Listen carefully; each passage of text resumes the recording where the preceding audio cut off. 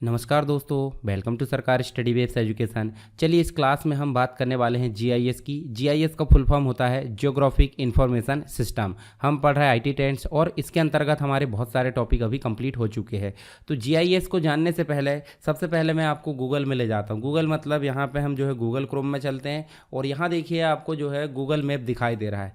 अब Google map जो है इस प्रकार से दिखाई तो नहीं देता, ये दिखाई देता है इस प्रकार से। ठीक है, ऐसे आप देखोगे तो हम जो है किसी भी जगह की लोकेशन इस प्रकार देख सकते हैं, उसकी डिस्टेंस भी देख सकते हैं।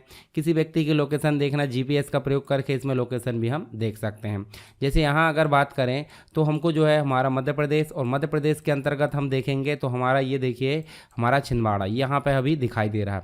ठीक, तो इस प्रकार से आपको जो है ये गूगल मैप दिखाई दे रहा है। अब गूगल मैप में अभी आप देखिए तो किस प्रकार से दिखाई दे रहा है। देखिए ये जो है आपको जो कंट्री है स्टेट वाइज यहाँ पे दिखाई दे रहा है। यदि हम सैटेलाइट व्यू में इसको देखते हैं तो सैटेलाइट व्यू में कुछ अलग प्रकार से दिखाई दे रहा है। इसका मतलब यहाँ पे पर्वत है या फिर नदी है या नेशनल पार्क है, जंगल है, इस प्रकार से ये चीज़ें यहाँ पे दिखाई दे रहा है। यदि हम चाहें इसको तो आपको जो है ट्रांजिट मोड या फिर और दूसरे मोड में भी इसको दिखाई दे सकते हैं। जैसे यहाँ इस प्रकार से अगर दिखाई दे तो ये जो है अलग लेयर में जो मैप है वो हमको दिखाई देता है। तो यहाँ देखिए हमारी जो दुनिया है, दुनिया मतलब हमारा जो एनवायरनमेंट है, हमारी जो अर्थ है, उसमें बहुत सारी चीज़ है। उन सभी चीज़ों को हम अलग अलग कैटेगरी के हिसाब से देख सकते हैं। तो इसी को हम क्या बोल देते हैं, इसी को बोल देते हैं जीआईएस। आप ध्यान से देखिए रियल वर्ल्ड आपको इस प्रकार से देखने को मिलेगा। हम दूसरी इमेज में चलते हैं यहाँ पे, तो रियल वर्ल्ड में आप देखोगे तो आपको कहीं बंजर भूमि मिलेगी, कहीं पर्वत पठार मिलेंगे, कहीं मैदान मिलेगा, कहीं जंगल मिलेगा, उस प्रकार से कहीं नदियाँ मिलेगी, कहीं बिल्डिंग मिलेगी, सड़कें मिलेगी। ये सारी चीज़ें हमको देखने को मिलती है किसमें, रियल वर्ल्ड में। उस रियल वर्ल्ड को अगर हम देखें तो अलग अलग प्लेट्स के रूप में यहाँ दिखाने का काम करता है कौन, जीआईएस।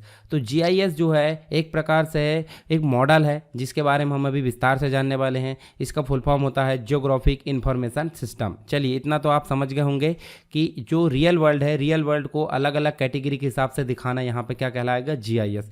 और जीआईएस की बात करें तो हमने अभी देखे हैं, देखिए अलग अलग प्रकार से हम देख सकते हैं, ट्रैफिक है, ट्रांजिट है, बाइक है, ठीक है, स्ट्रीट व्यू है, सैटेलाइट व्यू है। अलग अलग श्रेणी में हम जो है इस रियल वर्ल्ड को देख सकते हैं। इसको दिखाने का कौन काम करेगा, ये करेगा जीआईएस। तो जीआईएस की अगर बात करें तो जीआईएस का फुल फॉर्म होता है जियोग्राफिक इंफॉर्मेशन सिस्टम, ये आप समझ गए। उसके अलावा यह एक कंप्यूटर आधारित टूल है, मतलब कंप्यूटर आधारित टूल या फिर हम एक प्रकार से इसको सॉफ्टवेयर बोल सकते हैं। इसका इस्तेमाल भौगोलिक डाटा मतलब जो ज्योग्राफिक डाटा है उसको स्टोर करने, उसको जो है एनालाइज करने, उसकी जो है विजुअलाइज करने, ये सारी चीज़ें करने का काम कौन करता है, जीआईएस करता है। जीआईएस डेटा को मानचित्र यानी कि मैप से जोड़ता है। मैप मतलब जो आपका मानचित्र है जिसमें हमने अभी देखे हैं, जहाँ डेटा मतलब जो स्थान है, डेटा को सभी प्रकार की वर्णनात्मक जानकारी मतलब किस प्रकार की चीज़ें हैं उनको सबको इंटीग्रेट करता है। और जो हमारा मैप होता है, नक्शा होता है, उसके अलावा उसको एनालिसिस करने के लिए एक आधार प्रदान करता है। साथ ही जीआईएस जो यूज़र्स होते हैं उसको पैटर्न मतलब अलग अलग पैटर्न हमने देखे अभी, सैटेलाइट व्यू हो सकता है, स्ट्रीट व्यू हो सकता है, रिलेशनशिप मतलब उनके बीच में संबंध और भौगोलिक संदर्भ को समझने में ये मदद करता है। इससे बेहतर संचार और दक्षता के साथ साथ बेहतर प्रबंधन को निर्णय लेना भी ये शामिल करता है। साथ ही हम देखें तो ये जीआईएस जो यूज़र्स होते हैं उनको मानचित्र बनाने यानी कि नक्शा बनाने, डेटा की क्वेरी यानी कि सवाल करने और जो स्थानिक डाटा है उसका विश्लेषण करने की परमिशन भी यहाँ पर देता है। इसके अलावा इसकी हिस्ट्री की अगर बात करें तो 1854 में जॉन स्नो ने नक्शा बनाने के लिए वैज्ञानिक विधि का इस्तेमाल किया था। और वैज्ञानिक विधि का इस्तेमाल करने के लिए किसका इस्तेमाल किया था, जीआईएस शब्द का। तो सिंपल सी बात है, जॉन स्नो आपको थोड़ा सा याद रखना है, इसने नक्शा बनाने के लिए वैज्ञानिक विधि का इस्तेमाल किया और उसको नाम क्या दिया, इसने जीआईएस नाम दिया यानी कि जियोग्राफिक इंफॉर्मेशन सिस्टम। 1960 की बात करें तो आधुनिक कंप्यूटरीकृत जीआईएस प्रणाली की शुरुआत यहाँ पे हो गई। यहाँ तो सिर्फ शब्द यूज़ किया गया था किसके लिए, नक्शा बनाने के लिए, पर 1960 में जो है ये टूल की इजाद हो गई यानी कि टूल का जन्म हो गया। ये जो सिस्टम है वो शुरू भी हो गया। 1980 में M&S computing environmental system research institute जिसे हम ISRI बोलते हैं और computer aided resource information system जिसे कैरिस और ये इन जैसे जो कमर्शियल जीआईएस सॉफ्टवेयर का भी उदय हुआ। किस किस का, ISRI और कैरिस का। इन दोनों का फुल फॉर्म भी आप देख सकते हो। 1980 में इन दोनों सॉफ्टवेयर का यहाँ पर विकास हो चुका था। कुछ कंपोनेंट यानी कि इसके एलिमेंट या इसके जो तत्व है वो हम देख लेते हैं। तो कौन कौन सी चीज़ें जो है मिलकर जीआईएस को सक्सेसफुल यहाँ पे बनाती है। तो जीआईएस के कंपोनेंट में सबसे पहले आता है हार्डवेयर। हार्डवेयर मतलब उस कंप्यूटर का प्रयोग जो कि हमारे फिजिकल रूप से देखने को मिलता है, वो एक प्रकार से हार्डवेयर की श्रेणी में आ जाता है। दूसरा हम देखें तो कंप्यूटर में यूज़ किए जाने वाले सॉफ्टवेयर, ये कंप्यूटर जो है एक हार्डवेयर डिवाइस है, इसको यूज़ करना या इसको ऑपरेट करने का काम कौन करती है, सॉफ्टवेयर। प्रोग्राम या निर्देशों का समूह को सॉफ्टवेयर बोलते हैं। तो ये हार्डवेयर को जो है हमारा संचालित करने का काम करता है। इसके साथ ही हाँ, हमको चाहिए डाटा। डाटा मतलब सिंपल सी बात है, सॉफ्टवेयर में जब तक कि आप रॉ मटेरियल फीड ना करो तब तक वो काम नहीं करता। और जो सॉफ्टवेयर है, सॉफ्टवेयर किसको काम कराएगा, हार्डवेयर को। तो डाटा चाहिए, डाटा से आप सॉफ्टवेयर का यूज़ कर पाएंगे रॉ मटेरियल के द्वारा, फिर हार्डवेयर का। डाटा को मैनेज करने के लिए, सॉफ्टवेयर को यूज़ करने के लिए किसकी ज़रूरत होती है, पीपल, यानी कि ऑपरेटर्स या यूज़र्स की। तो पीपल भी यहाँ बहुत ज़रूरी है। दूसरी चीज़ आपको ज़रूरी है क्या, मेथड, किस प्रकार से आप वर्क करने वाले, किस प्रकार से वर्किंग चल रही है, उसकी मेथड यहाँ पर ज़रूरी है। तो इन सभी को मिला के यहाँ पे हो जाते हैं जीआईएस के कंपोनेंट। आप इसके बारे में यहाँ पे आगे देख भी सकते हैं, यहाँ सारी चीज़ें डिस्क्राइब की गई है जो मैंने समझाया हूँ। तो 5 टोटल यहाँ पे एलिमेंट होते हैं जीआईएस के। अब बात करते हैं नेक्स्ट जो टॉपिक है IT ट्रेंड के अंतर्गत, इसी में हम देख लेते हैं ISP।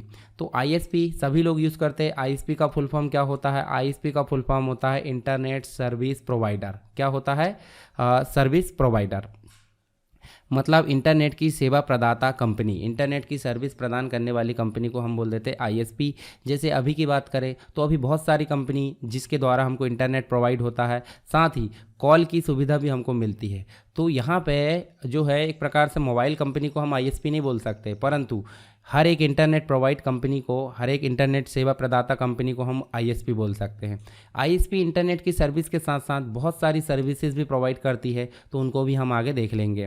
हालांकि ISP से रिलेटेड वीडियो मैंने पहले भी बना चुका हूं, उनको आप जाकर जो है विस्तार से देख लेना। तो हम सिंपल यहाँ देखें, इंटरनेट और जो हमारा यूज़र है, PC है, उन दोनों के मध्य कम्युनिकेशन करने का काम कौन करता है, ISP। यानी कि इंटरनेट सीधे हमारे कंप्यूटर तक नहीं आता, ISP के माध्यम से इंटरनेट को हमारे तक पहुँचाया जाता है, और इसके बदले ISP जो है कुछ कमीशन, कुछ चार्जेस यहाँ पे लेती है हमसे, ठीक है। तो आपको ये भी जो है पे करना होता है, नहीं तो आप अपने कंप्यूटर या अपने मोबाइल पर इंटरनेट की सर्विस नहीं ले सकते। तो चलिए ISP के बारे में जान लेते हैं। ISP का फुल फॉर्म आप समझ गए, इंटरनेट सर्विस प्रोवाइडर, और एक प्रकार का बिजनेस या कंपनी हो सकती है, आपको अपने घर या ऑफिस पर इंटरनेट का इस्तेमाल करने की सुविधा ये देती है। इंटरनेट जो ISP होती है, इंटरनेट तक पहुंच करने के लिए हमारी मदद करती है। साथ ही इसके अंतर्गत डायल अप एक्सेस हमको कंट्रोल मिल जाता है, यानी कि कनेक्शन मिल जाता है, DSL डिजिटल सब्सक्राइबर लाइन, ठीक है। इसके अलावा केबल कनेक्शन मिल जाता है, वायरलेस कनेक्शन मिल जाता है, फाइबर ऑप्टिक कनेक्शन मिल जाता है, जो वर्तमान में अभी बहुत ज़्यादा देखने को मिल जाता है। इन सभी माध्यमों के द्वारा इंटरनेट सर्विस प्रोवाइड करती है ISP। साथ ही हम देखिए ISP हमको ईमेल की फैसिलिटी प्रदान करती है, डोमेन नेम रजिस्ट्रेशन की फैसिलिटी, साथ ही वेब होस्टिंग है, सॉफ्टवेयर पैकेज जैसे ब्राउज़र वगैरह प्रोवाइड करती है, ईमेल अकाउंट्स हमको प्रोवाइड करती है, और साथ ही एक व्यक्तिगत वेबसाइट या होम पेज भी हमको प्रोवाइड करती है। तो इस सारी सर्विसेज कौन प्रोवाइड करती है, ISP, इंटरनेट सर्विस प्रोवाइडर। इसके साथ ही ISP को इंटरनेट एक्सेस प्रोवाइडर यानी कि IAP के नाम से भी जाना जाता है, और बहुत सारे अलग अलग नाम इसके हो सकते हैं। ISP आमतौर पर केबल कंपनी या मोबाइल फ़ोन कंपनियां होती है, जो कंपनियां टीवी या मोबाइल संचार सेवाओं के लिए इसके अतिरिक्त जो है इंटरनेट की सदस्यता भी यहाँ पे देती है। ISP ग्राहकों को इंटरनेट एक्सेस के लिए कुछ भुगतान करते हैं, मतलब कुछ चार्जेस हमको पे करना होता है, मंथली हो सकता है, ईयरली हो सकता है, या क्वार्टरली हो सकता है। ISP स्वयं इंटरनेट एक्सेस के लिए अपस्ट्रीम ISP को भुगतान करती है, मतलब ISP खुद मालिक नहीं है। ISP के भी अलग अलग प्रकार होते हैं, ठीक है। तो ISP का प्रकार होता है वन टायर होता है, 2 टायर होता है, और 3 टायर होता है, ठीक है। यानी कि टायर 1, टायर 2, टायर 3। तो अगर हम यूज़ कर रहे हैं तो हमारे तक लाती है कौन, ISP थर्ड। ISP थर्ड जो है इससे इंटरनेट लेने के लिए, इंटरनेट की फैसिलिटी लेने के लिए इसको चार्जेस पे करती है, और ये इंटरनेट लेने के लिए जो टायर 1 है उसको चार्जेस पे करती है। तो हम किसको पे करते हैं, टायर 3 को, टायर 3 2 को, 2 1 को पे करती है। तो इस प्रकार से ये चीज़ें देखने को मिल जाती है।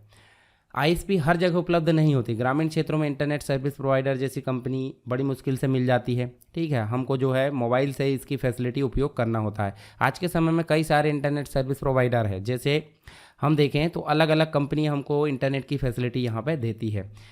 इसके साथ हमको इंटरनेट और इंटरनेट के यूज़ कनेक्शन और यूज़ के लिए कुछ चार्जेस पे करती है, मतलब आईएसपी हमको इंटरनेट कनेक्शन के लिए भी चार्जेस लेती है, दूसरा उसका यूज़ के हिसाब से भी चार्जेस लेती है। इंटरनेट कनेक्शन क्या कि भाई प्लान कौन सा है, उसके बाद आप डेटा कितना यूज़ कर रहा है, उसके हिसाब से यहाँ पे ये जो है चार्जेस हमसे लेती है। तो दो प्रकार के चार्जेस यहाँ पे आईएसपी हमको जो है पे करना होता है। और ये चार्जेस जो होते हैं यूज़र की समय अवधि यानी कि ड्यूरेशन, कितनी दूरी पे कनेक्शन है, कितनी स्पीड से हम दे रहे हैं, डाटा डाउनलोड और अपलोड स्पीड क्या है, इन सभी पैरामीटर के हिसाब से आईएसपी के चार्जेस डिफाइन होते हैं। बीएसएनएल है, आइडिया है, रिलायंस है, सिफी, ठीक है, भारती है, इसके अलावा वीएसएनएल है, ईयरफोन है, वोडाफोन। हालांकि इनमें से कुछ कंपनियां जो है अभी इंटरनेट की फैसिलिटी प्रोवाइड नहीं करती। इनमें सबसे ज़्यादा हम देखेंगे तो जियो हमको इंटरनेट की सर्विस प्रोवाइड करती है। तो यहाँ पे हमने बात करें किसकी, एक तो बात करें जीआईएस की, जियोग्राफिक इंफॉर्मेशन सिस्टम, जो हमारे रियल वर्ल्ड को अलग अलग कैटेगरी के हिसाब से डाटा दिखाने का काम करती है। दूसरा हमने बात करें आईएसपी के। दोनों ही चीज़ें आपको समझ में आ गई होगी। अगर कोई दिक्कत होती है, कोई क्वेरी है, तो आप मुझे कमेंट बॉक्स में बता सकते हैं।